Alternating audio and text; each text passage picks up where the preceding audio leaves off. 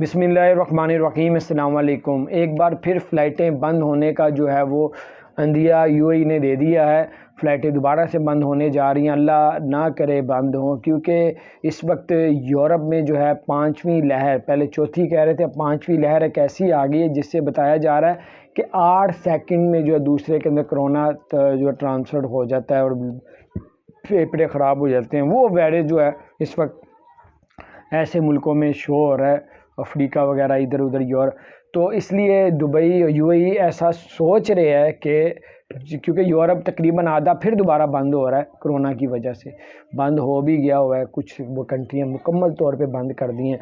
तो उससे बचने के लिए यूएई सोच रहा है कि कुछ फ़्लाइटें इनके मुल्क जो यूरोप में जिन पे कोरोना ज़्यादा फैल रहा है, जिन्होंने फ़्लाइटें बंद हो गई, जिसको बिल्कुल शट डाउन हो गया हुआ है, उस पर जो है दोबारा से पाबंदी लगाने का यूएई सोच रहा है।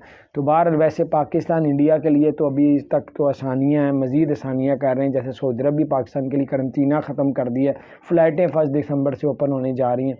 बाकी अल्लाह ताला खैर करे। ये कुछ था कि कोई बहुत से लोग न्यू ईयर जो है मनाने के लिए दुबई से यूरोप जाते हैं, उनको थोड़ा आगाह करने के लिए, ये ना आप उधर पहुंचे पीछे फ़्लाइट बंद हो जाए, फिर आपका वापस पहुंचना मुश्किल हो जाए। अगर आप कारोबार कर रहे हैं दुबई में, यूएई में, या जॉब कर रहे हैं, आपके लिए मुश्किल हो जाएगा। अपना ख्याल रखें। चैनल को सब्सक्राइब नहीं किया।